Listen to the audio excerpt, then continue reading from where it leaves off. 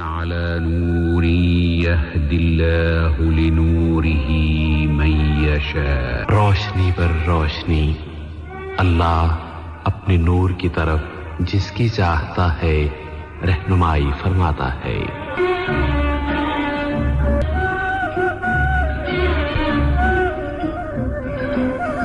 ہفتہ روزہ پروگرام نور اسلام.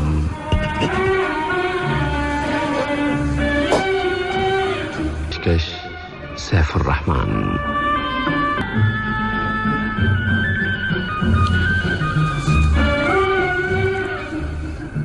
بسم اللہ الرحمن الرحیم. الحمد للہ رب العالمین والعاقبۃ للمتقین والصلاة والسلام على اشرف الانبیاء والمرسلین محمد النبی الکریم وعلى آلہ وصحبہ اجمعین. جمعہ 2 محرم سن 1442 ہجری بمطابق 21 اگست 2020 کی رات اردو ریڈیو سے پروگرام نور اسلام سننے والوں کی خدمت میں محترم مولانا عبدالباسط العمری، ہمارے اسٹوڈیو آپریٹر سیف الکواری اور سیف الرحمان کی جانب سے سلام و تحیات اور نئے ہجری سال کی دلی مبارکباد. سامعین، پروگرام کے معمول کے مطابق پہلے حصے میں ٹیلی فون کے ذریعے آپ سامعین کے سوالات وصول کیے جائیں گے اور دوسرے حصے میں ایس ایم ایس پر آنے والے سوالات پروگرام میں شامل ہوں گے. ایس ایم ایس کے لیے نمبر ہے 92080، جبکہ ٹیلی فون نمبرز ہیں 44131280 اور دوسرا نمبر ہے 44874299. آج کے پروگرام کی پہلی کال ریسیو کرتے ہیں ہم. ہلو، السلام علیکم. السلام علیکم ورحمۃ اللہ وبرکاتہ. وعلیکم السلام ورحمۃ اللہ وبرکاتہ. بھائی شاہد سلطان آزمی بات کر رہا ہوں. جی شاہد بھائی، خوش آمدید. جی بہت شکریہ سر، اور نئے ہجری سال کی آپ نے مبارکباد دی، ہم نے قبول کی، اور اسی سلسلے ایک سوال ہے میرے ساتھ. جی بھائی. تو بعض لوگ آپس میں مبارکبادیوں کا تبادلہ کر رہے ہیں یہ کہتے ہوئے کہ کل عام وانتم بخیر. جی، تو اس مبارکبادی کا شرعی حکم کیا ہے؟ اچھی بات. اسے بتا دیا جائے. آپ نے اگر آپ کو پتہ نہیں تھا تو آپ نے مبارکباد قبول کیوں کر لی میری؟ جی آپ نے کہا تو میں نے. اچھی بات. انشاءاللہ اس کا جواب آئے گا. اور کوئی سوال ہے بھائی شاہد بھائی؟ نہیں بس شکریہ. انشاءاللہ بھی جواب آئے گا. جی بہت شکریہ. جی مولانا السلام علیکم. وعلیکم السلام اللہ. جی مولانا، آپ نے سوال فرمایا. جی سر بھائی.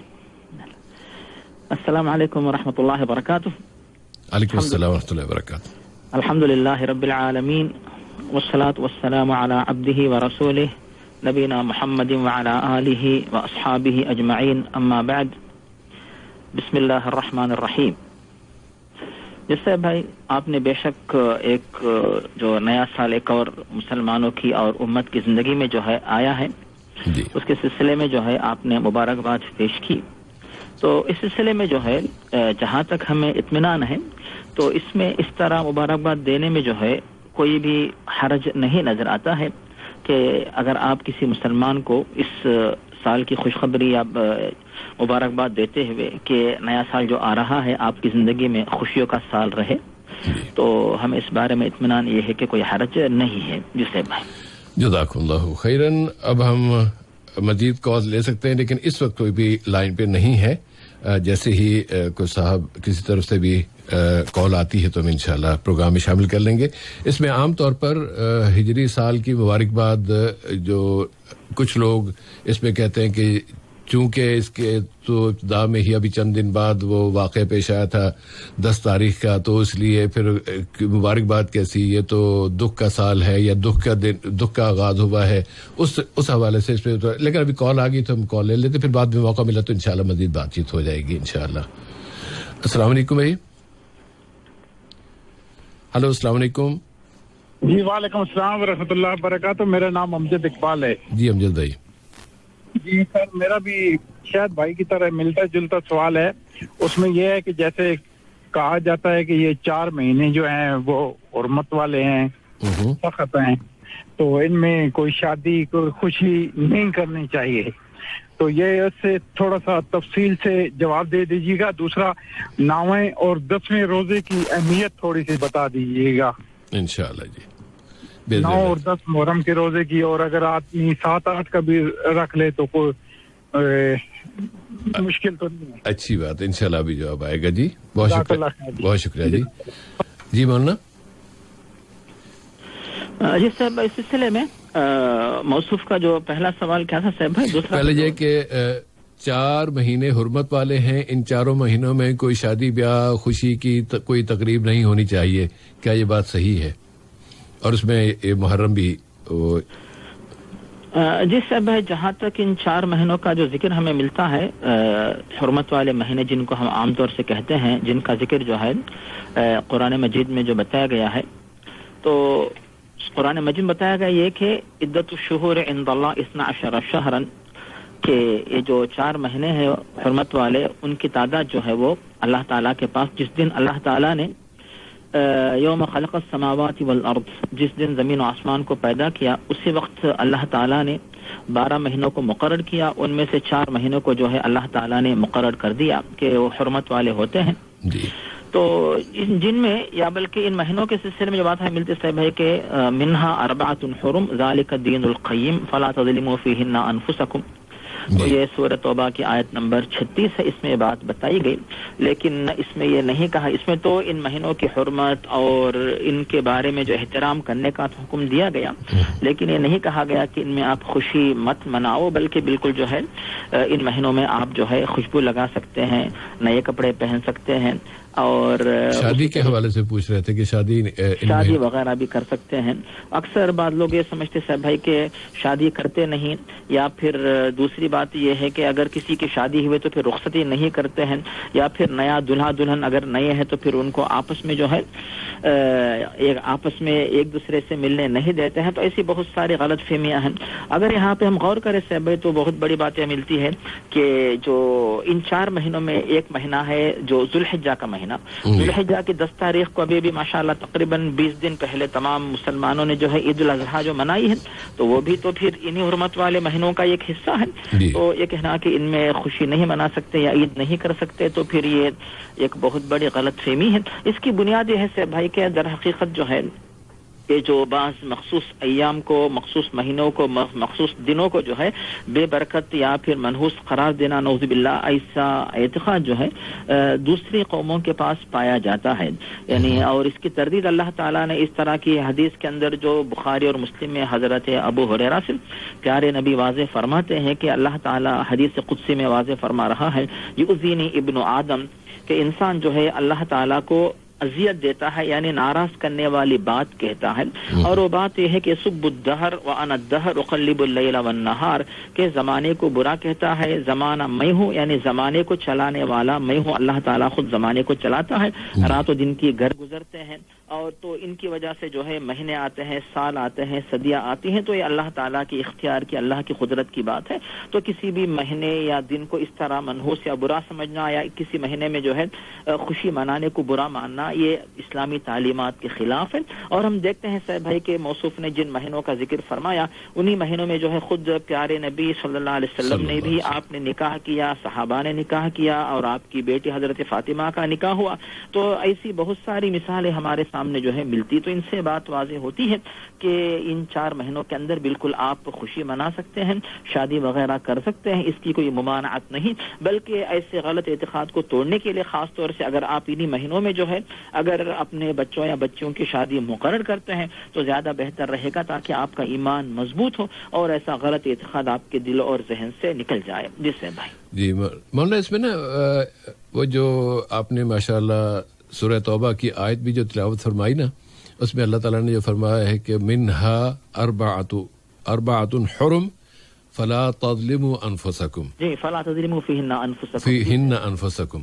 جی ہاں. اچھا, اب 4 مہینے حرمت والے ہیں, ان میں اپنے اوپر ظلم نہ کرو, اس سے منع کیا گیا. یہ تھوڑی کہا کہ شادی نہ کرو, شادی کرنا کوئی ظلم ہے؟ جی سر بھائی، جو بات کہی گئی کہ ظلم نہ کرو کہا گیا، نہ کہ لا تتزوجوا فیہن لا تنکحوا فیہن، ایسا نہیں کہا گیا. صحیح بات ہے بھائی. جزاکم اللہ خیر. اسی پہ اتفاق کر لیتے ہیں، شاید کوئی اور سوال آئے تو پھر مزید بات کر لیں گے. اگلی کال لے لیتے ہیں ہم. جی صاحب بھائی، یہ موصوف کا ایک حصہ تھا، وہ شاید روزے کا کچھ یہ ایک کال میں اس میں آن کر بیٹھا ہوں، اسے لے لیتے پھر اس کو وہ بھی شامل کر لیتے ہیں. السلام علیکم جی. السلام علیکم. وعلیکم السلام ورحمۃ اللہ. میرا نام فرحاد عریش. فرحاد عریش جی. فرحاد بھائی کیا سوال ہے؟ سر میرا ایک کوشچن تھے، جیسے کہ ہم لوگ ابھی ادھر میں ہم لوگ کا ٹوائلٹ اٹیچ ہوتا ہے، یعنی ہمارا شاور، ابھی اس میں وضو کرے گا تو ہوئے گا وضو؟ اچھی بات ہے. یعنی ٹوائلٹ اور شاور ایک ہی جگہ پر ہیں یا ایک کمرے میں ہیں جس کو باتھ روم کہتے ہیں عام طور پہ ہم؟ یہ سر باتھ روم ہوتا ہے. ہاں باتھ روم بولتے ہیں انشاءاللہ. ابھی اس کے علاوہ اور کوئی سوال ہے؟ اس کا جواب آئے گا. اور سوال ہے سر، ہم لوگ جو سانگ سنتے ہیں وہ جو گانا، وہ اسلام میں ایلو ہے؟ اچھی بات. اسلام انشاءاللہ جی اس کا بھی جواب آئے گا بھائی. بہت شکریہ آپ کا. اوکے اللہ حافظ. جی اللہ. جی مولانا، ہمارے اس سے پہلے جو سوال تھا محترم امجد اقبال صاحب کے، وہ یہ کہ 9 اور 10 تاریخ کے روزے کی اہمیت کیا ہے، اور اگر اس سے پہلے 7 8 بھی رکھ لیے جائیں تو اس میں کوئی مذاقہ تو نہیں ہے؟ جی صاحب بھائی، اس بارے میں جو 9 اور 10 جن کو ہم کہتے ہیں 10 تاریخ کو عاشورہ کہتے ہیں، اور یہ عبرانی زبان کا یہ لفظ ہے، اور 9 تاریخ کو تاسوعہ کہتے ہیں، محرم کی 9 اور محرم کی 10. تو ان 2 تاریخوں میں جو ہے روزہ رکھنے کو علماء نے مسنون قرار دیا ہے. اور مسنون قرار دینے کی وجہ یہ ہے سے بھائی اس میں کچھ 2-3 باتیں ہیں. پہلی بات یہ ہے کہ جب پیارے نبی مکہ مکرمہ میں تھے تب بھی جو ہے آپ نے دیکھا کہ جو مکے کے باشندے جو تھے وہ مشرکین غیر مسلم، پھر بھی وہ لوگ جو ہے 10 محرم کی 10 تاریخ کا روزہ رکھا کرتے تھے.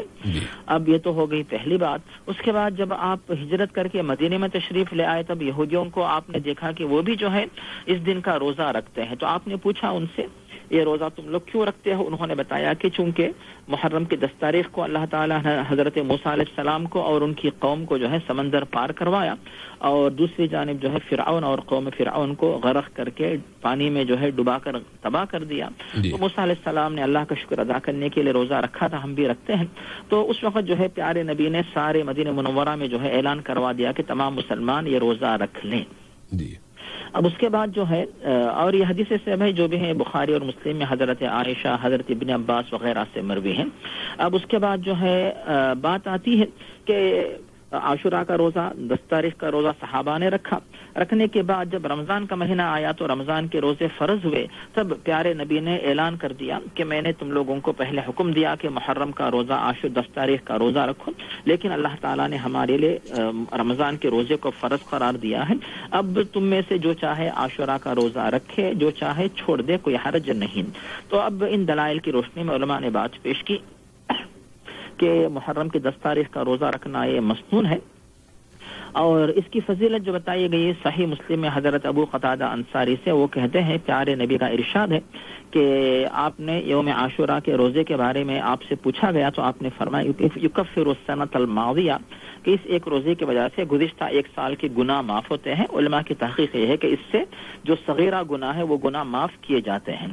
یہ تو ہوگی سے بھائی یعنی اس روزے کی فضیلت کے سلسلے میں. اب آتی ہے بات 10 کے ساتھ 9 کے سلسلے میں. تو صحیح مسلم میں حضرت ابن عباس سے حدیث مروی ہے، وہ فرماتے ہیں کہ صحابہ کرام نے پیارے نبی سے پوچھا کہ ہم لوگ بھی 10 تاریخ کا روزہ رکھتے ہیں، یہودی بھی یہ روزہ رکھتے ہیں، تو ہم ان کی مخالفت کیسے کریں؟ تو آپ نے بتایا کہ لئن بقیت الی قابل لأصومن التاسع، اگر میں آنے والے سال تک بقید حیات یعنی زندہ رہوں تو پھر میں 9 تاریخ کا روزہ بھی رکھوں گا. تو آنے والا سال یعنی اس کے بعد والا محرم آیا نہیں، یہاں تک کہ پیارے نبی دنیا سے رخصت ہو گئے، چلے گئے. تو علماء نے بات پیش کی کہ 10 تاریخ کا روزہ سنت کا روزہ اور 9 تاریخ کا روزہ بھی اس اعتبار سے سنت کہ اس سے یہودیوں کی مخالفت ہوتی ہے. تو 10 اور 9 یہ دونوں روزے رکھنا یہ جو ہے مسنون ہے. لیکن اگر کسی کو 9 کا موقع نہیں ملا، بیمار تھا، مریض تھا، کوئی خاتون ہے اس کی حالت میں تھی یا بھول گیا مثلا، जी। तो 10 के साथ 11 का रोजा भी रखा जा सकता है। तो 10 असल है, उसके साथ 9 या फिर 11, अगर कोई बंदा 9, 10, 11 सब रोजे रख लेता है तो फिर इसमें कोई हरज नहीं, अफजल ही है। अब यहाँ पर बात है से भाई कि इन 2 रोजों के अलावा, 9 और 10 के अलावा, अगर कोई शख्स नफिल रोजे के तौर पर 7-8 का रोजा भी शामिल कर लेता है तो कोई हर्ज नहीं। लेकिन यह ना समझे कि 7-8 का रख लिया तो 9-10 जो है वो खत्म हो गई बात या उनकी फजीलत मिल गई, ऐसा नहीं है। 7-8 आप रख लें, आपको इख्तियार है, लेकिन असल जो मसनून और मुस्तहब मामला जो है वो 9 और 10 का रहता है। इसीलिए आप जो है 7-8 रखें ना रखें, लेकिन 9 और 10 चूंकि आने वाला जो इस साल का जो हिसाब है कैलेंडर का सेब है, तो आने वाला जुमे का दिन जो है वो 9 तारीख जो है बनती है और जो है वो हफ्ते का दिन जो होता है वो 10 तारीख। तो 9 और 10 जुमा और हफ्ता ये 2 तारीखें हैं इंशाअल्लाह। तो कोशिश करें कि इन 2 दिनों में रोजा रखकर अजर हासिल करें। उनके अलावा नफिल रोजे की नियत से 7 और 8 का या उससे पहले भी रख लें आप, 7, 8, 4, 5 भी शामिल कर लें, या उधर फिर 10 के बाद 11, 12 रख ले, कोई हर्ज नहीं है। लेकिन फजीलत जिसकी बताई गई है वो है 9 और 10, जैसा कि हदीस में हमें बात मिलती है। जिसे भाई जज़ाकुल्लाहु खैरन। और दूसरा सवाल फरहाद साहब का ये था कि नगमे सुनना या सॉन्ग सुनना ये जायज है या नहीं? सर भाई, इसके बारे में आपने बार बार इस बात की तरफ तवज्जो दिलाई कि जो अशार होते हैं, कुछ अशार ऐसे हैं जिनमें माना गलत रहता है और कुछ अशार ऐसे हैं जिनमें माना जो है वो सादगी रहती है। इसमें कोई इंसान के दिमाग या जहन को बिगाड़ने वाले अल्फाज नहीं होते। उसी तरह बाज़ आवाज़ें ऐसी हैं जिनमें इंसान के दिल में गलत जज्बात आते हैं, कुछ आवाज़ें जिनसे कोई गलत जज्बा नहीं आता। इसकी बुनियाद पे जो अच्छे अल्फाज हैं तो इसमें कोई हरज नहीं है, जो गलत अल्फाज इनमें कबाहत है उनसे परहेज करें, और जो अच्छी आवाज़ तो इसमें हरज नहीं, जो बुरी आवाज़ है जिसकी वजह से इंसान के दिल पे गलत असर पड़ता है उससे परहेज करें। वैसे भी एक इंसान इस हदीस पर गौर करें जो प्यारे नबी वाज़ेह फरमाते हैं, तिरमिजी की हदीस है, मुसद्दरक हाकिम में भी, इग़्तनिम खम्सन क़ब्ल खम्सिन, के 5 चीज़ों को 5 चीज़ों से पहले गनीमत जानो। तो इंसान अपने लिए अपने आप को उन कामों में मसरूफ करे जो उसके लिए फिद दुनिया हसना या फिल आखिरत हसना, दुनिया में फ़ायदा पहुँचाए आखिरत में फ़ायदा पहुँचाए। क्योंकि दुनिया की ज़िंदगी मुख्तसर है और दुनिया की ज़िंदगी हमें मिली है आखिरत की और जन्नत की कीमत जो है वो जमा करने के लिए, तो अपनी ज़्यादा मेहनत उसमें जो है एक मुसलमान इस्तेमाल करे। जी साहब भाई, जज़ाकुल्लाहु खैरन। अब अगली कॉल ले लेते हैं। हेलो, अस्सलाम वालेकुम। अस्सलाम वालेकुम भाई। हेलो, अस्सलाम वालेकुम। वालेकुम अस्सलाम व रहमतुल्लाहि व बरकातहू। नाम और सवाल बता दें। जी जी, मेरा नाम अब्दुल्ला है। 2 सवाल है। अब्दुल्ला साहब, क्या सवाल है? अच्छा, पहला सवाल क्या है, मैं मार्च में फोन किया था। अच्छा, यहाँ पे ट्रैवल करने के लिए जो हालात में, तो क्या करने के लिए? ट्रैवलिंग करने के लिए। अच्छा, ट्रैवलिंग। जब आप लोग ये बताए थे भाई जो प्यारा नबी सल्लल्लाहु अलैहि वसल्लम की जो हदीस है, तो इसके लिए यहाँ भी बवाल है, उधर भी वबा है जी, तो पोस्टपोन करिए। हम तो 6 महीने तक इधर ही है। वाइफ तो भिजाया नहीं मैं, और इस बीच में जो है हम दोनों भी कोरोना के शिकार भी हो गए। अल्लाह ताला आपको सेहत, मुकम्मल सेहत से नवाजे और इंशाल्लाह आप तो उसे क्लियर भी हो गए होंगे। जी जी, वाइफ को तो बहुत प्रॉब्लम हो गया था। अब मेरा ऐसा सवाल है कि भाई हम ये कोरोना का तो अभी तो ये तो 1 साल 2 साल नहीं, ये तो 10 साल तक चलने वाला है। ऐसा नया अभी तो जो रिसर्च है, तो हम सफर के लिए हम कैसा आगे बढ़े, क्या प्लानिंग करें, थोड़ा ये आपके मुल्क के लिए गवर्नमेंट की तरफ से अलाउ किया गया है ट्रैवल करने का या अभी तक नहीं किया गया?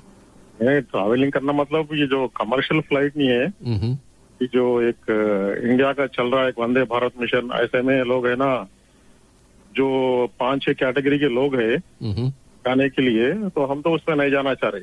अच्छी बात है। अभी तो जो नॉर्मल जो ट्रैवलिंग, अभी तो परमिशन तो करेंगे जो भी जाने का आने का, जैसा यहाँ भी कर रहे हैं वहां भी कर रहे हैं, मगर हम जो है सो जो हदीस के मुताबिक चलना है जो भी है। नहीं, हदीस आपसे ये कहती है ना कि अपने आप को हलाकत में ना डालो, और हलाकत अगर आप अपने आप को यहाँ ज्यादा सेफ समझते हैं तो आपको रुकना चाहिए, रहना चाहिए, और अगर मुमकिन नहीं है यहाँ पर रहना तो फिर मजबूरी है, फिर उसके बाद आपको दूसरा रास्ता अख्तियार करना चाहिए। लेकिन मौलाना भी इसको दूसरा सवाल क्या था आपको अब्दुल्ला भाई? अच्छा, अभी तो ये जो वैक्सीन का जो चल रहा है, जहाँ ट्रायल चल रहे हैं, इंडिया भी है, रशिया भी है, जापान भी है, यहाँ ट्रायल चल रहा है। जी, वो सब है। सवाल है कि ये जो अगर अगर ये ट्रायल में हम कोई गए volunteer as a volunteer, trial 1, trial 2, trial 3, उसमें जान भी जा सकती, ऐसा कुछ परमिशन अलाउ है हमारे इस्लाम में किधर भी ऐसा? अच्छी बात है, इंशाल्लाह। शुक्रिया, इंशाल्लाह, बहुत शुक्रिया आपका। फीमान। जी मौलाना, पहला सवाल मोहतरम अब्दुल्ला साहब का कि अभी इन दिनों अगर वो ट्रैवल करना चाहें तो क्या मुनासिब होगा, सही होगा, जायज़ होगा? क्योंकि जिन दिनों उन्होंने मार्च में पूछा था उस वक्त तो सूरत हाल ये थी कि यहाँ पर भी काफ़ी पाबंदी थी और उनके अपने मुल्क में भी। तो अब इस वक्त कुछ सूरत हाल तब्दील हुई है, कुछ कैटेगरीज ऐसी हैं कि जिन्हें जाने के लिए परमिशन दी जा रही है, अब जाएं, और वो जा भी रहे हैं। अपने बारे में वो नहीं इस वक्त अपने आप को मुनासिब नहीं समझते जाना, तो उनका रुकना मुनासिब है या कि जाना मुनासिब है, ये जानना चाहते हैं आपसे। जी साहब है, आपने जो है एक लफ्ज में उनको मौसूफ को जो है जवाब दे दिया। जहाँ तक अगर मजीद वजाहत मौसूफ चाहते हैं तो हम इस तरह कह सकते हैं, जो सही बुखारी में हज़रत अब्दुर्रहमान इब्न औफ से हदीस जो मरवी है, जिसमें प्यारे नबी सल्लल्लाहु अलैहि वसल्लम वाज़े फरमाते हैं कि अगर ताउन की बीमारी या इस तरह की जो बीमारी मुतअद्दी बीमारी जो फैलती है, तो तुम उस मकाम पे अगर हो तो वहाँ से बाहर मत जाओ, और अगर तुम बाहर हो तो फिर उस मकाम पे मत जाओ। तो ये बात तो वाज़े है। अब उसके बाद से भाई इस हदीस के बाद हम ये देखेंगे कि इस हदीस को हम कहाँ पर जो है इसकी तत्बीक कर सकते हैं, अमलन जो है इस पर हम अमल कर सकते हैं। मिसाल के तौर पे अब यहाँ पर भी कुछ शिकायतें हैं, मौसूफ जिस मुल्क को जाना चाहते हैं वहाँ पर भी कुछ शिकायतें हैं, लेकिन इन शिकायतों में कमी आने की वजह से ही इजाज़त दी जा रही है कि आप जो है सफ़र कर सकते हैं। अब इसके बाद जो है सफ़र कर सकते हैं, इसकी इजाज़त मिली, मतलब आपको इसमें छूट दी गई है। अगर आप जाना चाहते हैं तो जाइए, और अगर न जाना चाहें तो फिर आइए, आपके इख्तियार का मामला रहता है। लेकिन आप बेहतर किसको समझते हैं? कुछ मामला ऐसे होते हैं, मामला जब संगीन होता है तो फिर जो है मना किया जाता है। जब मामले में आसानी आ गई है तो फिर आपको इख्तियार रहता है। आप सोच लीजिए कि आपका वहाँ जाना किस वजह से जरूरी हो जा रहा है, क्या कोई खास मजबूरी है या मजबूरी नहीं है? मजबूरी है तो फिर आप जो है जाइए, और मजबूरी नहीं तो मत जाए, तो इसमें आपको इख्तियार है। लेकिन पहले जो सूरत हाल संगीन जो हालत थी वो हालत चूंकि नहीं है, लॉकडाउन में तखफीफ की गई है, अब आप हम ये कह सकते हैं कि इख्तियार है। लेकिन वो बात जो सैयद भाई ने बता दी कि वला तुल्कू बिअयदीकुम इला तहलुका, कि अपने आप को हलाकत में न डालो, तो आपका सफर उस मकाम को तो नहीं पहुंचता, इसी संगीनी या इससे खतरनाक अंदेशे तक तो नहीं पहुंचने वाला है। तो इस बात को पेश नजर रखते हुए आप सफर के बारे में फैसला करें। जी सैयद भाई, जज़ाकुल्लाहु खैरन। और इसमें बतौर खास इस बात का ख्याल रखें कि खुद इंडिया में भी जिस इलाके में आप जाना चाहते हैं वहाँ की सूरत हाल क्या है, वहाँ कहीं बहुत ज़्यादा तादाद में लोग इससे मुतासिर तो नहीं हो रहे। अगर मुतासिर हो रहे हैं फिर आपको यहाँ रहना बेहतर रहेगा। दूसरा सवाल अब्दुल्ला भाई का ये था मौलाना कि वैक्सीन अभी उसमें तजुर्बाती मराहल से गुजर रही हैं, मुख्तलिफ मुल्क मुख्तलिफ ऐलानात कर रहे हैं। अब वैक्सीन के इब्तदाई तजारब तो या तजुर्बात तो जानवरों पे होते हैं और चूहों वगैरह पे, और उसके बाद जब वहाँ कामयाबी नज़र आती है तो फिर वो इंसानों पर भी तजुर्बे किए जाते हैं, और उसके लिए वो कहते हैं कि हम आप रज़ाकाराना तौर पे वॉलंटियर्स के तौर पर जो इसमें हिस्सा लेना चाहें हम उन पर तजुर्बे करेंगे। उस तरह रज़ाकाराना तौर पर हिस्सा लेना, उनके वैक्सीन लगवाना, ताकि इंसानियत को एक कामयाबी या नाकामी का एक तजुर्बा मिल जाए कि ये वैक्सीन मुनासिब है, सही है, कामयाब है या नहीं, वो अपने आप को एज ए वॉलंटियर पेश करना इस्लाम में जायज़ है या नहीं? जिससे भाई इस सिलसिले में पहली बात यह है कि आपने खुद वाज़े कर दिया से भाई कि ये जो वैक्सीन वगैरह का जो मामला रहता है पहले इंसानों पे नहीं बल्कि जानवरों पे आजमाया जाता है, और उसके बाद जो है फिर इंसानों पे इसको आजमाया जाता है। अब बस अगर वो जानवरों में इस दवा को कामयाब समझा जा रहा है तो तब फिर वो इंसानों पे आजमाते। मुझे नहीं पता कि कोई दवा ऐसी होती है कि जानवरों पे आजमाया गया, फिर जानवर जो है उनकी जान बच गई, उसके बाद फिर इंसानों पे आजमाया गया तो फिर इंसान फौत हो गए। तो ऐसा तो मतलब है कि सुनने में नहीं आया है। लेकिन मौसूफ का कहना कि उसकी वजह से जान जा सकती है, ये क्या मौसूफ का अपना इज्तिहाद है, जाती राय है, उनका ख्याल है, मुझे नहीं पता। यानी दुनिया में कोई कानून या कोई मुल्क या कोई डॉक्टर ऐसा नहीं है जो ये कहे कि हम यानी ऐसी दवा देंगे आपको कि आपकी जान बच भी सकती है, आपकी जान जा भी सकती है। तो ऐसी दवा है क्या, मुझे नहीं पता साहब भाई, इस तरह का कोई मामला है। इसमें मौलाना जो मालूमात आम हैं वो तो यही हैं कि दवाई का तजुर्बा किया जाता है। अब उस तजुर्बे में अब यही अगर कोरोना को ले लें, कितने अफराद हैं जो मुतासिर हुए और वैक्सीन के बगैर ही और वो इनके ट्रीटमेंट हुए, और 1 लाख और कितने अफराद तो सिर्फ कतर में शिफायाब हो चुके हैं। तो अगर किसी फर्द पर उसका कोई एक्सपेरिमेंट किया जाता है, कोई तजुर्बा किया जाता है और उसमें कहते हैं कि आप वॉलंटियर आ जाए, हम आपको मजबूर नहीं करते। बहुत से मुल्कों में तो लोगों को बताए बगैर ही उन पर तजुर्बे कर देते हैं, लेकिन ये अच्छी बात है कि जो मुहज्जब ममालिक हैं वो बाकायदा अनाउंस करते हैं कि भाई आप वॉलंटरीली आएँ, रज़ाकाराना तौर पर आएँ, आना चाहते हैं तो आइए। उसमें अब तक कभी ऐसा सुना नहीं है कि किसी दवाई का तजुर्बा करते हुए किसी की डेथ हो गई, इस तरह की बात सुनने में नहीं आई है। और अगर वैक्सीन के लिए तजुर्बा करना चाहते हैं कोई, और या कोई इदारा, कोई हुकूमत या कोई हॉस्पिटल अगर उस पर तजुर्बा करना चाहता है तो उसमें ज़्यादा से ज़्यादा क्या होगा कि कामयाब नहीं होगा। यही अंदेशा है ना कि कामयाब नहीं होगा, तो कामयाब नहीं हो मतलब कामयाब नहीं होगा तो उसके बाद वो जो जिस वैक्सीन या जिस बीमारी से आपको बचाने के लिए दवा, वो तो नॉर्मल है ना, उसको वो तो नॉर्मल खत्म हो रही है। ये तो वैक्सीन तो इसलिए कि आपको लगे ना, उससे बचाने के लिए है। तो इसलिए मेरा ख्याल है कि उसमें अंदेशा जान का या हलाकत का या खत्म हो जाने का ऐसे कोई खतरा है नहीं। अगर ऐसा कोई खतरा होता तो फिर जानवरों पर तजुर्बे ना किए जाते। जी साहब भाई, अब इसमें साहब भाई एक और बात मेरे जहन में आ रही, पता नहीं कि बाज मकामात पे मुझे नहीं पता कि हो सकता है कि बाज लोगों के ऊपर गलत दवाओं का तजुर्बा करके उनके आज़ा चुराने के लिए भी शायद बाज मकामात पे कुछ गलत तजुर्बे किए जा रहे हैं। वो तो बोलना जराइम इतने ज्यादा हो रहे हैं और खास तौर पे पसमानदा ममालिक में इस तरह के जराइम बहुत ज्यादा है, वो एक अलग नौयत है। जी जी साहब भाई, जज़ाकुमुल्लाह खैर। अब हम अगली कॉल ले लेते हैं। अस्सलाम वालेकुम। हेलो, अस्सलाम वालेकुम। वालेकुम अस्सलाम व रहमतुल्लाहि व बरकातुहू। शेख नूर बात कर रहा हूँ। जी शेख साहब, मेरा दो सवाल हैं जी। एक सवाल तो लेडीज कब्रिस्तान जा सकते हैं क्या, और नहीं जाना का है तो उसका वजह क्या, ये भी बता दीजिए। अच्छी बात है। एक और सवाल जो है, एक कोई भी अपने आप को नबूवत का दावा करते हैं तो वो कैसे लोग होते हैं, मतलब वो जाहिल होते हैं या अनजाने में बोल देते हैं, और अगर खुदा ना खास्ता कोई गुस्से में आके उसको कत्ल करता है तो उसको क्या कहते हैं, मतलब उसको हीरो बनाना है या कानूनी तरीके से उसको हैंडल करना है, इसके बारे में बता दीजिए। इंशाअल्लाह अभी जवाब आएगा भाई, इंशाअल्लाह। बहुत शुक्रिया भाई, शुक्रिया। अस्सलाम वालेकुम। जी मौलाना, पहला सवाल, ख़वातीन कब्रिस्तान जा सकती हैं या नहीं जा सकती है, तो उसकी वजह।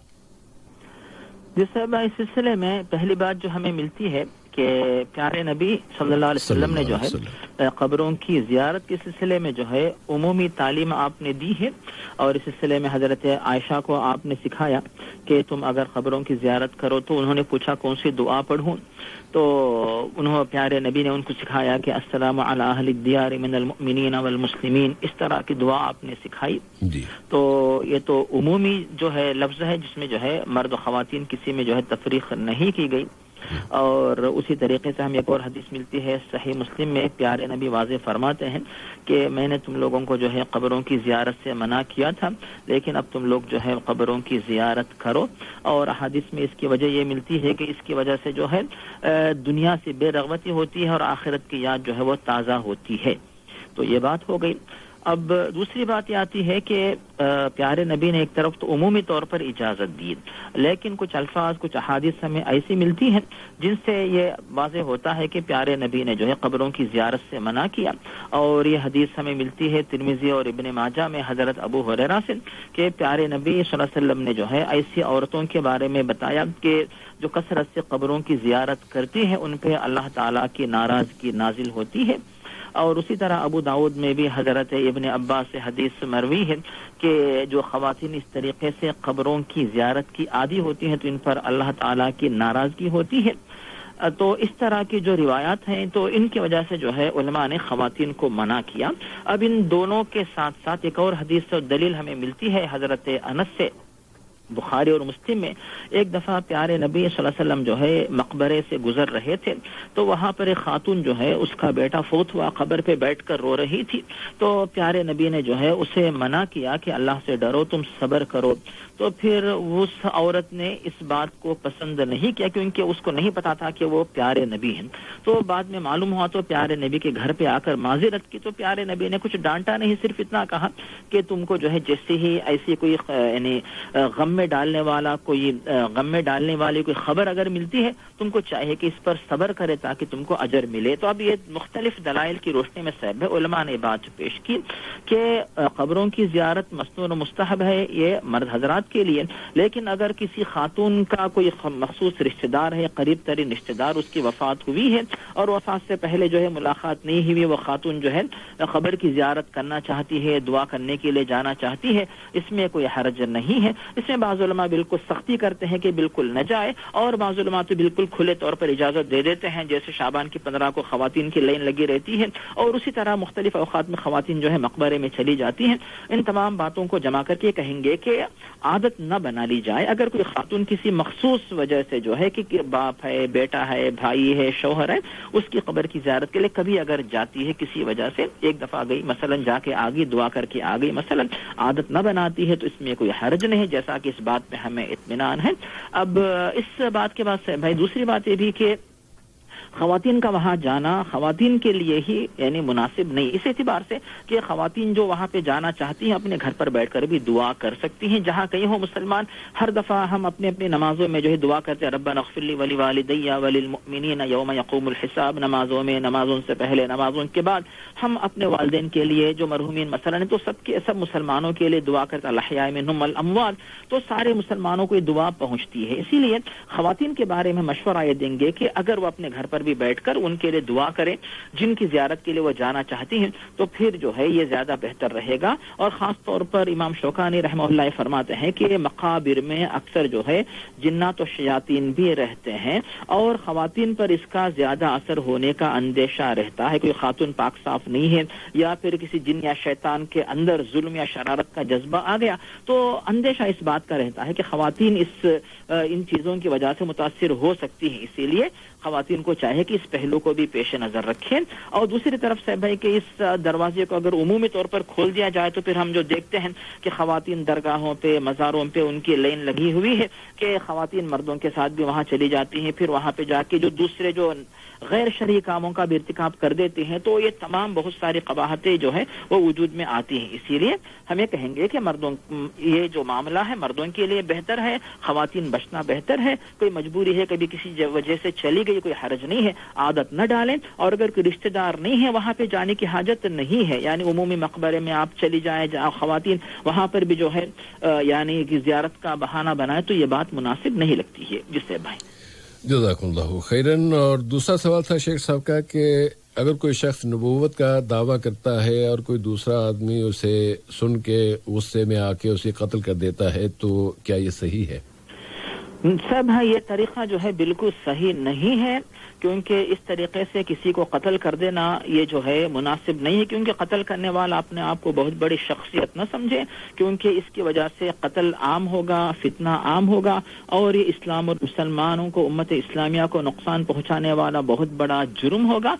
ऐसा कि मामला पेश आता है तो उसको ले जाकर आप जहाँ पे रहते हैं, वहाँ जो मुल्क है, हमें नहीं पता किस मुल्क के बारे में मौसूफ बात कर रहे हैं, तो क्या वहाँ पर इस्लामी हुदूद वगैरह नाफिज होती हैं या फिर वो मुल्क है जहाँ पे गैर मुस्लिमों की अक्सरियत है, तो आप कहाँ पे रहते हैं और क्या अल्लाह ताला ने आपके ऊपर जिम्मेदारी आयद की है कि आप ऐसी हरकत करें?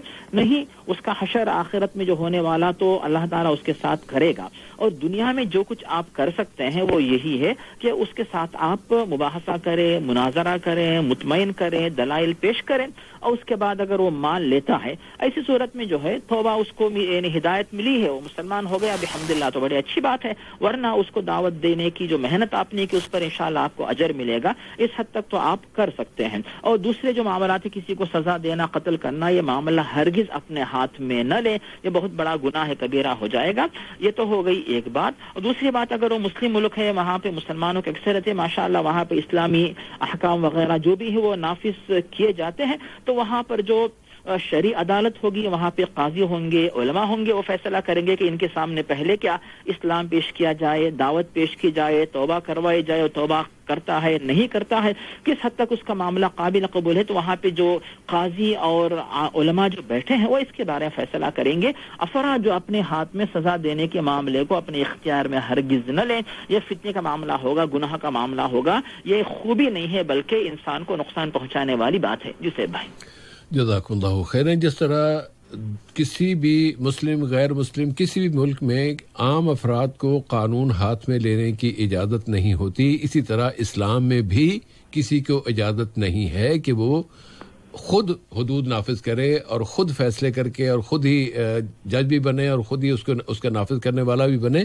یہ اسلام اس کی اجازت نہیں دیتا ہے, اس لیے اس کو بھی قانون اپنے ہاتھ میں لینے کی اجازت نہیں ہے. جو متعلقہ ادارے ہیں یہ ان کا کام ہے. جی صاحب, جزاک اللہ خیرن. اگلی کال لے لیتے ہیں. السلام علیکم. ہلو جی السلام علیکم. جی السلام علیکم. السلام جی, کیا نام ہے, کیا سوال ہیں آپ کے؟ نام میرا محمد شریف ہے. سوال میرا یہ ہے کہ سینے کا بال کٹ سکتے ہیں, جائز ہے کہ نہیں؟ کیا سینے کا بال؟ سینے کے بال. اچھا, کوئی مجبوری ہے یا ویسے ہی پوچھ رہے ہیں؟ نہیں, میں جم کرتا ہوں نا, باڈی بلڈر ہوں, اس لیے پوچھ رہا ہوں. ویسا میرے سینے میں بہت بال ہے. ہاں, تو باڈی آپ کو ایکسرسائز کرتے ہوئے اس میں ان بالوں کی وجہ سے کوئی مشکل پیش آتی ہے, یا لوگ دیکھتے ہیں تو کہتے ہیں او کتنے بال ہیں, اس لیے صاف کرنا چاہتے ہیں؟ اب وہی جو ہے مطلب ہے, یہ تو پسینہ بہت آتا ہے اور پھر کیا ہے, بال بہت زیادہ ہے نا, بہت گھنے بال ہیں. اوکے. ہاں, تو میں یہ پوچھا کہ مطلب کٹ کر سکتے ہیں کہ نہیں. تو پھر اگر جب آپ کٹ کریں گے پھر اور زیادہ موٹے موٹے نکل آئیں گے اور زیادہ گھنے ہو جائیں گے, پھر کیا کریں گے؟ پھر کا تو پھر ابھی تو پھر کاٹیں گے. اور کوئی سوال ہے اس کے علاوہ بھی جواب آئے گا اس کا؟ بس یہی ایک سوال ہے مولانا صاحب. انشاءاللہ بھی جواب دیں گے مولانا. بہت شکریہ آپ کا محترم شریف صاحب. فی امان اللہ. جی مولانا. جی صاحب بھائی, انسان کے جسم کے اوپر کچھ بال ایسے ہوتے ہیں جو انسان کو جو ہے وہ تکلیف پہنچاتے ہیں. سر کے بال بہت طویل ہو جائیں مثلا, یا پھر جو بغل کے بال ہیں اور جو پرائیویٹ پارٹس کے بال ہیں, تو جو بغل اور پرائیویٹ پارٹس کے بالوں کے سلسلے میں تاکید آئی ہے کہ ان کو جو ہے نکالا جائے, تاکہ انسان کی صحت مندی کے لیے یہ جو ہے بہت ہی ضروری ہے. اور ان کے بڑھ جانے سے انسان کو جو ہے بیماریاں آتی ہیں, کھجلی ہوتی ہے, تکلیف ہوتی ہے, تو یہ ایک الگ معاملہ رہتا ہے. اور جہاں تک سینے وغیرہ کے بال ہیں تو ان کے سلسلے میں صاحب ہے, علماء کی تحقیق یہ ہے کہ بلا وجہ ان کو نہ نکالا جائے, جیسا کہ اس کے دو نقصانات ہوتے ہیں. اس کی وجہ سے جو ایک نقصان تو یہ ہے کہ ان بالوں سے جو ہے آپ کی باڈی اور جسم کی حفاظت ہوتی ہے, تحفظ رہتا ہے. اور ان بالوں کو نکالنے سے جو ہے پھر وہ جو پسینہ باہر نکالنے والے جو سوراخ جو ہوتے ہیں, تو ان سے جو ہے بیماری یا پھر جراثیم جو بھی نقصان دہ چیزیں جو ہے آپ کے جسم میں داخل ہونے کا اندیشہ رہتا ہے. اسی لیے آپ ان بالوں کو نہ چھیڑیں. لیکن علماء نے یہ تحقیق پیش کی صاحب ہے کہ اس میں کوئی حرج نہیں ہے, یعنی یہ کوئی مطلوب بھی نہیں ہے. لیکن اگر کوئی نکالتا ہے تو اس کے بارے میں علماء نے ایک دلیل یہ پیش کی ہے سنن ترمذی میں, کہ پیارے نبی نے جو واضح کیا کہ اللہ تعالیٰ نے حلال کیا ہے اسے تو واضح کر دیا اور حرام کیا ہے اسے بھی واضح کر دیا. وما سکت عنہ فہو مما عفا عنہ. لیکن اس کے علاوہ اللہ تعالیٰ نے جن بالوں کے جن چیزوں کے سلسلے میں خاموشی اختیار کی ہے تو اس میں جو ہے کوئی حرج نہیں, گویا کہ اللہ تعالیٰ نے اس سلسلے میں آپ کو معافی دے دی ہے, تو آپ یہ کام کر سکتے ہیں. تو مطلب یہ ہوا کہ اس طرح اگر کوئی کرتا ہے, بال وغیرہ جو ہے وہ نکالتا ہے, تو کوئی حرج نہیں. لیکن جیسا کہ ہم نے کہا کہ اس کی وجہ سے پھر بال بار بار جو ہے آتے رہیں گے, بڑھتے رہیں گے, تو اس میں آپ ہی کے لیے زحمت زیادہ رہے گی. تو خلاصہ یہ ہے کہ اگر کوئی نکالتا ہے کسی بھی وجہ سے, کوئی نہیں بال چبھ رہے ہیں یا کھجلی ہو رہی ہے یا بیماری آ رہی ہے, ڈاکٹر نے کہا ہے, یا پھر جیسے موصوف کہتے ہیں کہ وہ جم پہ جا رہے ہیں, تو پھر اگر وہ نکالتے ہیں تو کوئی حرج اس میں نہیں ہے. جسے بھائی جزاک اللہ خیرن. اگلی کال لے لیتے ہیں. السلام علیکم. السلام علیکم. جی ہلو, السلام علیکم. وعلیکم السلام. وعلیکم السلام ورحمۃ اللہ وبرکاتہ. کون سا بول رہے ہیں؟ صاحب کو بھی السلام علیکم. وعلیکم السلام. سر بھائی میرا ایک سوال ہے. نام کیا ہے بھائی؟ میرا نام حامد علی ہے سر. حامد علی بھائی. ہاں جی, سوال. سر بھائی میرا یہ سوال ہے, میرے مطلب بچے انڈیا میں ہیں, تو وہاں پہ جہاں پہ مطلب میرے کزن میں رہتے ہیں, تو وہاں پہ सलात अल-अवाबीन के बारे में उनको ज्यादा मतलब बोला जा रहा था, तो बच्चों ने मुझसे सवाल किया कि पापा ये सलात अल-अवाबीन है क्या? अच्छी बात है, इंशाल्लाह। तो मैंने इंटरनेट पे कोशिश की जानने के लिए, तो मुझे उलमा का खैर नाम तो नहीं लूंगा मैं, लेकिन मैं वो मतलब कोई मुतमईन मेरे को वो नहीं मिला कि कोई औकात उसके, किसी कोई बताता है मगरिब के बाद है, कोई बताता है असर के बाद है, कोई फजर के फौरी बाद बताया है। हाँ जी, इंशाल्लाह। तो ये सलात अल-अवाबीन और उसकी अहमियत बताइए, और मौलाना सबसे गुजारिश है इंशाल्लाह ताला। और कोई और सवाल है? नहीं, बस यही है सर। इंशाल्लाह अभी जवाब आएगा भाई। बहुत शुक्रिया आपका। उसका सही वक्त क्या है और क्या उसकी अहमियत है, जरा जी जरूर आपको बताएंगे। जज़ाकल्लाह खैर। बारकल्लाह फीकुम भाई। अस्सलाम वालेकुम। जी मौलाना, सलातुल अवाबीन के बारे में पूछ रहे हैं।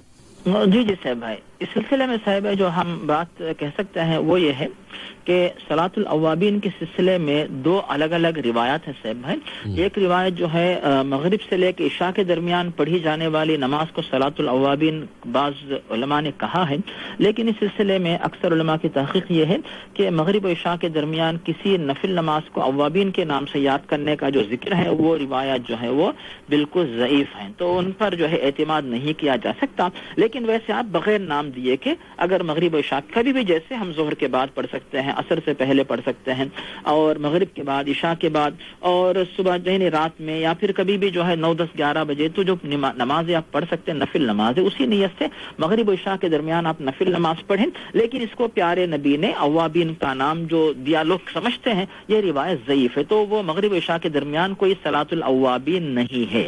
ये बात वाज़ेह हो गई। बात यह है भाई, अब जो हकीकी सलातुल अवाबीन कौन सी है, तो ये जो है इसका जिक्र हमें मिलता है सही मुस्लिम में हजरत ज़ैद बिन अरकम से।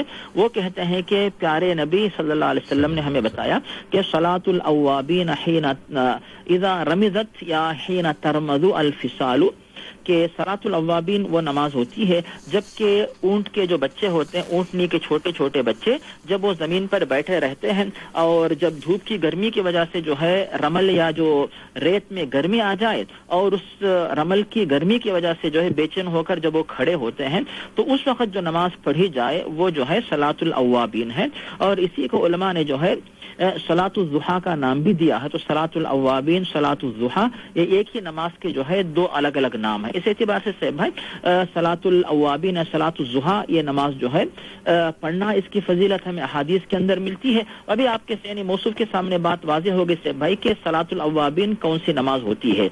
लेकिन अब अवाबीन जो है, जो बताया गया कि अवाबीन का मतलब क्या होता है, लोग जो है परेशान ना हो जाए कि भी अवाबीन क्या है, कुछ यानी कोई डरने वाला लफ्ज है क्या, तो ऐसी कोई बात नहीं है भाई, बिल्कुल आसान है। आसान इस एतबार से कि अव्वाब का मतलब होता है अल्लाह ताला की तरफ मुतवज्जे होने वाला।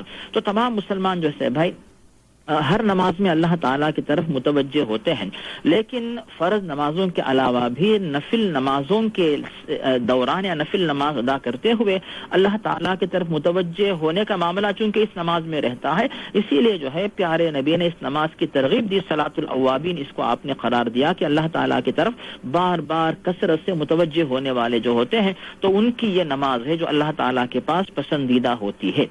ये तो होगी साहब भाई इसका जो माना है उसकी वजाहत, अव्वाबीन अल्लाह की तरफ बार बार कसरत से मुतवज्जे होने वाले। अब उसके बाद आती है साहब भाई कि इस नमाज की फजीलत या अहमियत क्या है। तो सही मुस्लिम में हजरत अबू ज़र ग़िफ़ारी से हदीस मिलती है, प्यारे नबी इस तरह वाज़े फरमाते हैं कि जब कभी कोई भी मुसलमान जब सुबह अपनी नींद से उठता है तो उसके साथ साथ उसके जिस्म के अंदर जो जॉइंट्स हैं, जोड़, तो वो जो 360 जोड़ हैं, तो हर एक जोड़ के बदले में चूंकि तमाम जोड़ चूंकि सही सलामत है, जैसे इंसान उठता है, बैठता है, लेटता है, तो यानी जैसे हाथ के अंदर जोड़, गर्दन के अंदर जोड़, कमर में जोड़, हर जगह पे जो जोड़ है सब सही सलामत अल्लाह ने रखा है।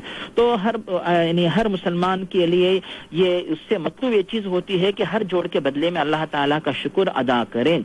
तो अल्लाह का शुक्र कैसे अदा करेगा, तो उसके लिए बताया गया कि वो जो है सुभान अल्लाह कहता है, अल्हम्दुलिल्लाह कहता है, ला الہ الا اللہ کہتا ہے, اللہ اکبر کہتا ہے اور کسی کو بھلی بات بتاتا ہے, جیسے نماز پڑھو بھائی, کسی کو گالی مت دو, محنت کر کے حلال کمائی کرو, بری چیزوں کو مت دیکھو مثلا, یا پھر کسی بری بات سے لوگوں کو روکتا ہے, یا کسی مسلمان بھائی کی مدد کرتا ہے, کسی انسان کی مدد کرتا ہے, تو ان تمام جو بھی نیکیوں کی وجہ سے جو 360 جو جوڑ ہے ان کا شکرانہ ادا ہوتا ہے کہ وہ گویا کہ اللہ تعالیٰ کا شکر ادا کرتا ہے. لیکن ضروری نہیں کہ ہر ایک مسلمان کو 360 جوڑ ہے تو ان کا شکر ادا کرنے کی سہولت ملے. تو پیارے نبی فرماتے ہیں کہ وَيُجْزِئُ مِنْ ذَلِكَ رَكْعَتَانِ يَرْكَعُهُمَا مِنَ الضُّحَىٰ, اگر کوئی مسلمان 360 جوڑ ہے ان کا شکر ادا کرنے کے لیے اس کے پاس سہولت نہیں ہے تو 2 رکعت نماز اگر وہ ضحیٰ کی نماز پڑھ لیتا ہے تو گویا کہ اس نے 360 جوڑ جو ہے ان کے بدلے میں اللہ تعالیٰ کا شکر ادا کر دیا. اب اس کے بعد سے بھائی ایک بات ہمیں جو ملتی ہے حضرت ابو ہریرہ سے, وہ کہتے ہیں کہ پیارے نبی صلی اللہ علیہ وسلم نے مجھے تاکید کی, یہ حدیث بخاری مسلم میں حضرت ابو ہریرہ سے مروی ہے, اوصانی خلیلی بثلاث, پیارے نبی نے مجھے 3 باتوں کی تاکید کی ہے, جب تک میں زندہ رہوں ان کی پابندی کرتا رہوں گا.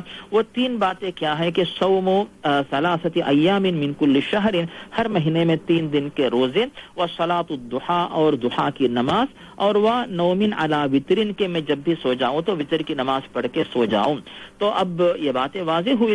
اب ان کے علاوہ سے بھائی یہ بات ذہن میں رکھیے کہ نماز فرض نہیں ہے بلکہ ایک نفل نماز ہے جس کی چونکہ فضیلت پیارے نبی نے بتائی, اسی لیے ہم اسے مستحب نفل نماز کے طور پہ ذکر کر سکتے ہیں یا شمار کر سکتے ہیں. تو موقع میرے تو ذرا پڑھ لیجئے.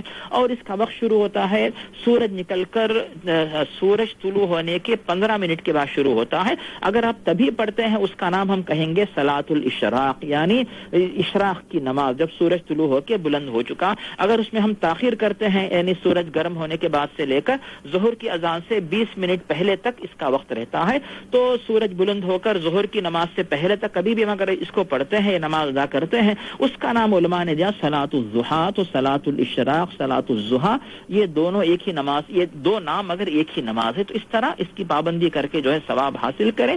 یہاں پر ایک بڑی فضیلت ہے بھائی, ترمذی میں حضرت ابو الدرداء سے, ابو ذر ابو الدرداء دونوں سے مروی ہے. شیخ البانی نے جو ہے اس کی فضیلت بیان کی ہے. وہ کہتے ہیں کہ اللہ تعالیٰ بندے سے کہتا ہے کہ اے آدم کی اولاد, اے انسان, اگر تم صبح جو ہے میرے لیے 4 رکعت نماز پڑھ لو گے تو آخر تک یعنی شام تک تمہارے کام جو ہے کامیابی کے ساتھ میں ہی مکمل کروں گا. تو اللہ تعالیٰ کا یہ وعدہ ہے. تو یہ نماز جو ہے 2 رکعت سے لے کر 2, 4, 6, 8 کتنی یعنی تقریباً جتنے آپ کے پاس سہولتیں پڑے, کم از کم 2 رکعت. اور کثیر تعداد کے بارے میں علماء نے کہا کہ اکثر تعداد 8 تک بھی یہ نماز آپ پڑھ سکتے ہیں. جسے بھائی جزاکم اللہ خیرن. اب ہم ٹیلی فون کال کا سلسلہ روکتے ہوئے آتے ہیں ایس ایم ایس کے سوالوں کی طرف. اور ایس ایم ایس پر سوال ہے 31 نمبر سے کہ وضو کی حالت میں کوئی ماں اپنے بچے کے پرائیویٹ پارٹس صاف کرتی ہے یا ڈائپر چینج کرتی ہے تو کیا اس کا وضو باقی رہے گا یا دوبارہ وضو کرنا ہوگا؟ جس صاحب اس سلسلے میں جو علماء نے تحقیق پیش کی ہے ہم ان تحقیقات کا خلاصہ پیش کریں گے. تو پہلی بات صاحب ہے, آیات و احادیث میں بتایا گیا کہ وضو کو توڑنے والے اسباب کون کون سے ہیں, اور احادیث میں جو ذکر ہمیں ملتا ہے کہ پرائیویٹ پارٹس کو ہاتھ لگانے سے بھی وضو ٹوٹ جاتا ہے. لیکن اس میں بھی علماء کے 2 قول ہیں کیونکہ 2 الگ الگ روایات ہمیں ملتی ہیں. تو اس میں جو جمہور کہتے ہیں کہ اس کی وجہ سے وضو ٹوٹ جاتا ہے, احناف کہتے ہیں کہ وضو ٹوٹتا نہیں ہے. اب آتی ہے بات بچے کے سلسلے میں کہ چھوٹے بچے کا جو ہے چھوٹے بچے کی صفائی کرنے کی وجہ سے پیمپر چینج کرنے ڈایپر جو ہے چینج کرنے کی وجہ سے جو ہے وضو ٹوٹتا کہ نہیں, یا پھر کسی ماں نے جو ہے جو اس کو چینج تو کر دیا, اس کی صفائی تو کر دی, صرف اس کا اپنے صابن سے ہاتھ دھو لینا کافی ہے کہ نہیں. تو ان تمام جو اقوال کی بنیاد جو ہے بھائی وہ ہمیں ملتی ہے یہ مغنی ابن قدامہ نے المغنی میں, شوکانی نے نیل الاوتار میں, ابن عثیمین نے لقاء الباب مفتوح. تو ان تمام مقامات پہ علماء نے جو بات پیش کی وہ یہ ہے کہ اس بارے میں 2 حدیثیں ہمیں ملتی ہیں. اور پہلے حدیث جو ملتی ہمیں وہ ابو داؤد اور ترمذی وغیرہ میں حضرت بسرا نامی خاتون سے, وہ کہتی ہیں کہ من مسا ذکرہ فليتوضأ. ارشاد نبوی ہے کہ اگر کسی نے اپنی شرمگاہ کو ہاتھ لگا لیا تو اسے چاہیے کہ وضو دوبارہ کر لے.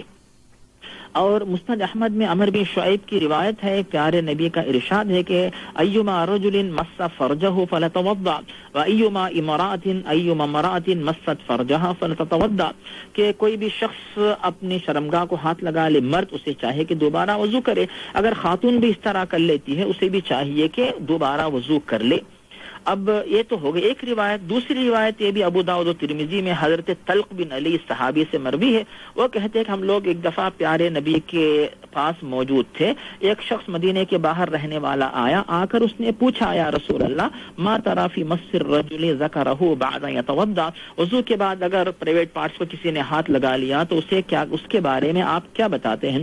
تو آپ نے فرمایا کہ وهل هو الا بضعة منك, وہ بھی تو تمہارے جسم کا ایک حصہ ہے. ان دونوں روایت کو جمع کر کے جمہور کہتے ہیں کہ ہم اس بات کو لیں گے جس میں بتایا جا رہا ہے کہ شرمگاہ کو ہاتھ لگانے سے دوبارہ وضو کیا جائے. حنفی علماء دوسری روایت اس کو لیتا ہے کہ نہیں, یہ ضروری نہیں, صرف اگر آپ کا ہاتھ لگا کسی نجاست کے مقام پہ, آپ اگر ہاتھ دھو لیں کافی ہو جائے گا, تو وضو کرنا دوبارہ ضروری نہیں ہے. اس کے سلسلے میں صاحب بھائی ابن عثیمین رحمہ اللہ نے جو دونوں احادیث کو جمع کر کے ابن تیمیہ بھی یہی بات بتاتے ہیں. ابن عثیمین ان دونوں کی تحقیق سلسلے میں یہ ہے کہ اگر وہ شخص جو ہے شہوت کے ساتھ اپنی شرمگاہ کو ہاتھ لگاتا ہے لطف اندوز ہونے کے لیے, ایسی صورت میں اس بات کا زیادہ امکان رہتا ہے کہ کوئی رطوبت وغیرہ خارج ہو جائے, لیکن بغیر شہوت کے ہاتھ لگائے تو وضو نہیں ٹوٹتا, دوبارہ وضو کرنا ضروری نہیں. شہوت کے ساتھ ہاتھ لگائے تو وضو ٹوٹے گا, دوبارہ وضو کرنا ہوگا. تو ان دونوں دلائل کو جمع کر کے یہ فیصلہ ان علماء نے سنایا.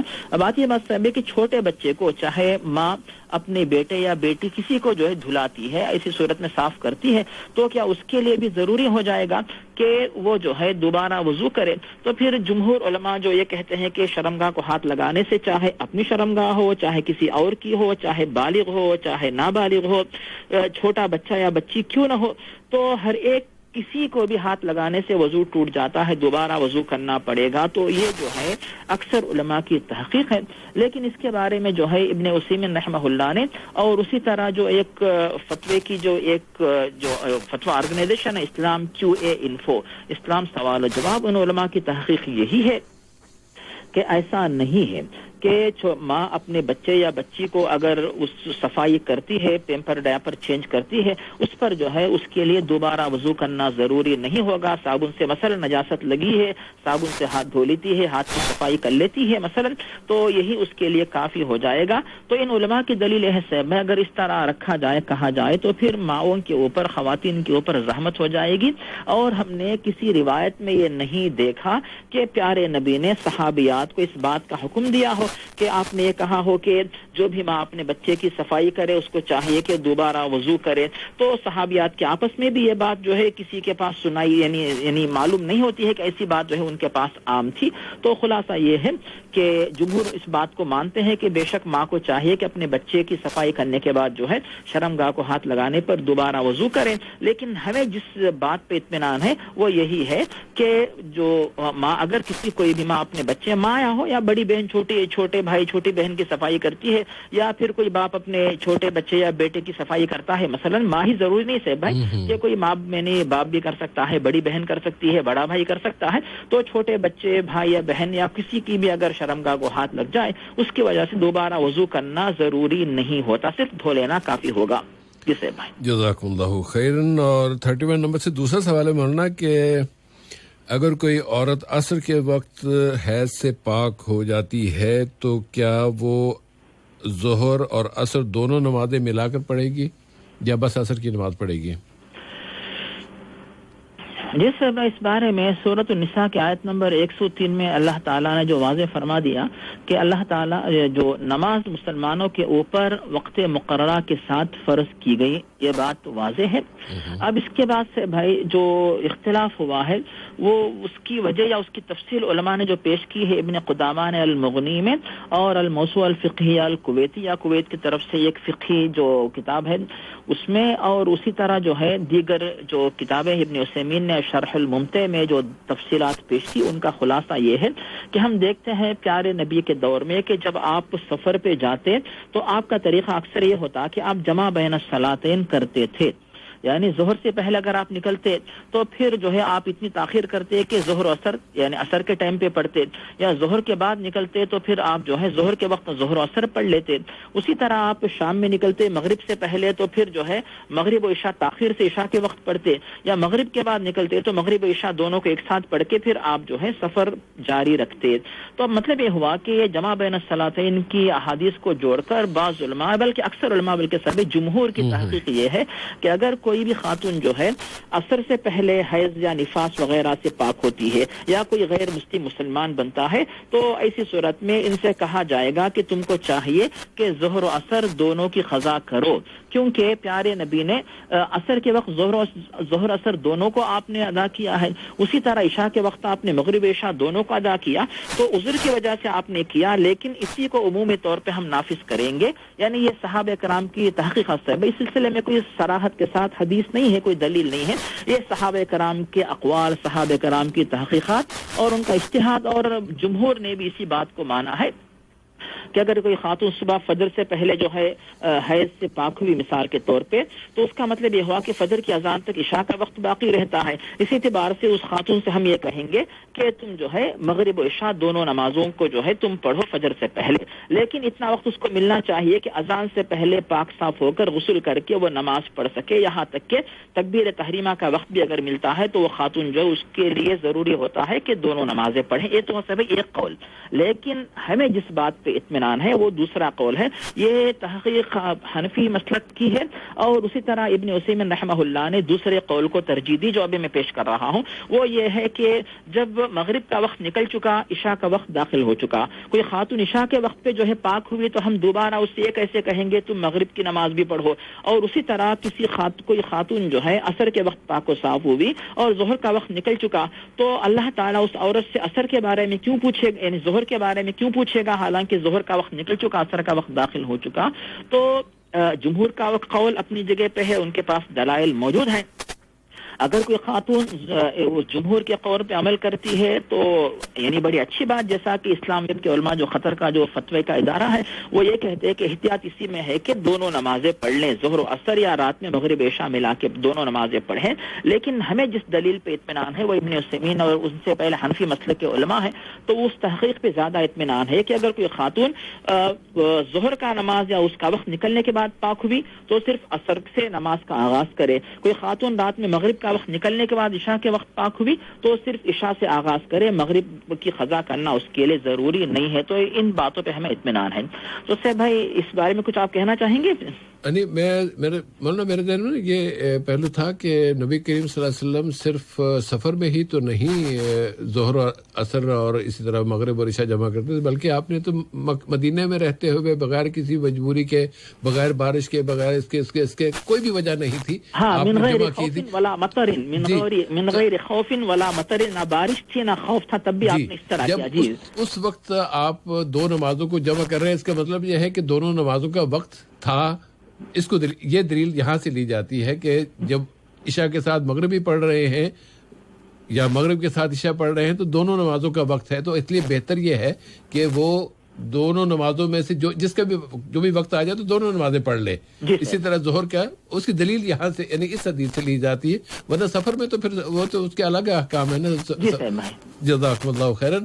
اور اس میں مولانا اب چونکہ ہمارے پاس صرف 1 منٹ باقی ہے مزید, تو اسے 1 منٹ میں اگر اگلے جمعے اور ہفتے کے روزے کے حوالے سے کچھ مزید معلومات آپ سامعین تک پہنچانا چاہیں تو پلیز.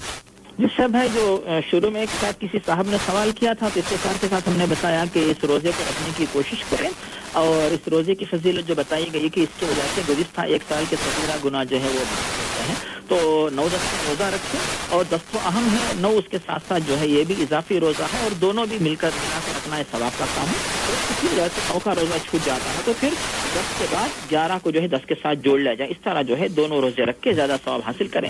جزاکم اللہ خیرن. اللہ تعالی ہم سب کو ان روزوں کا بطور خاص 10 تاریخ کا روزہ رکھنے کی توفیق عطا فرمائے, اور اس طرح ہم اجر کما سکیں گے, اپنے گناہوں کی بخشش کا انشاءاللہ تعالی یہ ذریعہ بنے گا.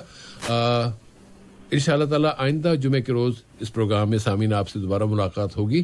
اپنے لیے, اپنوں کے لیے اور امت اسلامیہ کے لیے دعاؤں میں ضرور جگہ رکھیے، دعائیں کرتے رہیے، اللہ تعالیٰ آپ کی ساری دعائیں قبول فرمائے اور بہت زیادہ دعائیں مانگنے کی توفیق عطا فرمائے۔ اب اگلی ملاقات تک کے لیے محترم مولانا عبدالباسط العمری اور سیف الرحمان کو اجازت دیجیے۔ والسلام علیکم ورحمۃ اللہ وبرکاتہ، وصلی اللہ علی نبینا محمد۔